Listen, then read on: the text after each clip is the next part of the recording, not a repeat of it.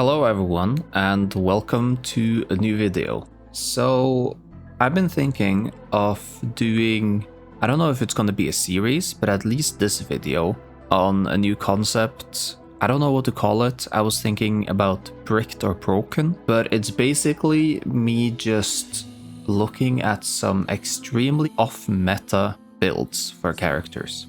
Now, just as a heads up, this is gonna be a much less formal video. I'm just gonna talk to the camera, not that much editing. But I just had this idea that I wanted to show. And maybe someone else has done it before. I haven't really searched up anything, I didn't look for anything. But the reason I even started thinking about this was that I was farming Brand's Echo set. And I looked at the Echo set a bit closer when I was doing the Brand video. And I noticed that the main thing about it is that it gives energy regen. If you reach 250, you get attribute damage bonus. And the attack, of course. So I was thinking, what other character needs energy regen, has a high damaging ability, and needs 250? And Shorekeeper needs 250 energy regen. Her intro after the Stellar Realm deals guaranteed crit damage, and the attribute bonus would work on her, because that would give her spectral damage. So I was thinking, is there a possibility, is there an off-meta build where you can go Tidebreaker on Shorekeeper? So that's kind of what I wanted to look at today. Now, I did a bunch of calculations, but why would this work in the first place? Because Shorekeeper is a support, right? Well, her outro gives a 15% amplify to all members. Her ult gives energy crit rate and crit damage based on energy regen. So what do you actually lose by going the rejuvenating set? And how much do you gain damage wise by going Tidebreaker? So you lose 10% healing. That's not that big of a deal. Shorekeeper already has one of the biggest heals. So 10% healing bonus isn't that big, but it also gives a 15% attack bonus. Now, the other thing is that with Rejuvenating Clouds, you have Fallacy of No Return, which gives another 10% bonus. So you give a 25% attack bonus, but with the damage you do on Tidebreaker, make up for it. Now, I was thinking you can get crit, you can get 30% from the set, you can get another 30%. So I did some calculations.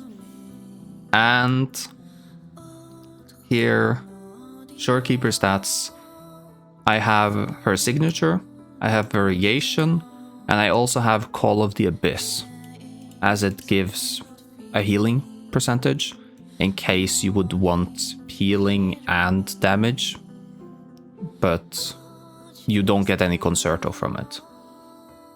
So the sets I'm going is that in this set I'm going 4 cost crit damage, ER, HP, HP. Then this is the free to play set if you don't have her signature. If you have her signature, you can go crit damage, and then you can go spectral damage, ER, HP, HP. And all the sets are pretty much the same. I've used 15 of the 25 substats. You need the ER here for her to work at all. That's why these are red. But everything is just 3 ER substats, 3 liberation bonus, 3 HP percent, 2 HP flat, and then 3 crit damage. And you can see here what you get from the substats. It's okay rolls, it's not anything massive.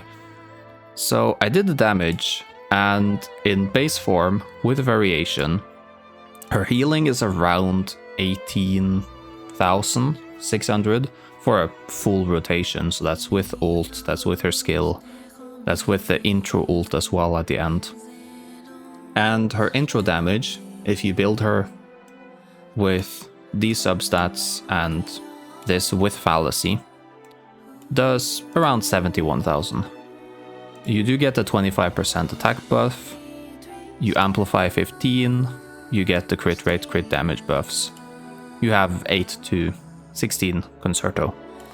Now the signature buffs this damage by 30%, only buffs the heal by around 4%, but gives an additional 14% attack buff.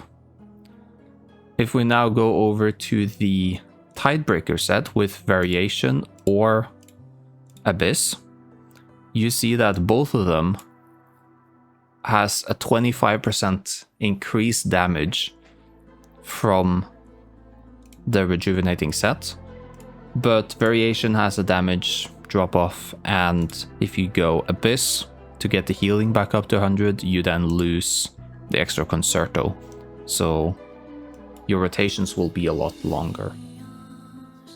Now, if you go 4-3-3-1-1 with 2 energy regens, it's basically around the same. You have a little bit less damage here, and the healing is basically the same. So if you go Tidebreaker, it doesn't matter if you go 4-3-3-1-1 or if you go 3-3-3-1-1. But if you have the signature, you're looking at I mean, this is based on the variation base, that's these numbers. So if you look at the signature via the Rejuvenating set signature, it's only about 20%, 24% increase in damage. And here you will see it more clearly.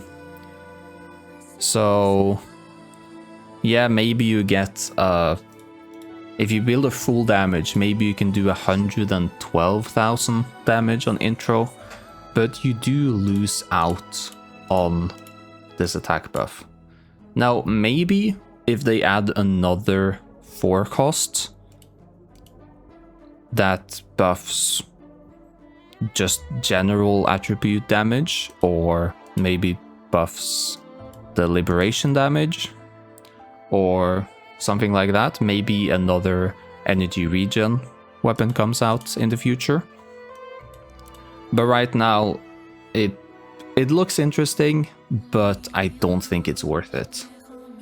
Because yes, you get a 25% damage bonus on her intro, but you lose that 25% damage bonus on the rest of your team. And the rest of your team is doing more damage than her, and I don't think it's worth the investment. It is an interesting idea, but I think that looking at these numbers, even though I try to bid max it and get as much damage out, it would be cool for a screenshot, but this would break your Shorekeeper. It would not be worth it. So we'll have to wait for another set or another rectifier in order to see the true damage or full damage Shorekeeper. Anyways, I had fun doing the calculations. It was pretty interesting to see that the sets are pretty balanced, going from a 20% bonus increase on her damage and then losing 25 attack percent on the rest of the team. That is pretty interesting. Now, if you found this video interesting, leave a like and sub to the channel. Also, if you have any idea of another very off-meta build that I can test out, try to do some calculations on, try to make work, that would be very interesting. I don't know if I'm gonna do more videos like this, but this one was fun to make, and yes, it's not that edited, but I just wanted to make something quick, get this out here, and with that, I'll see you guys in the next video.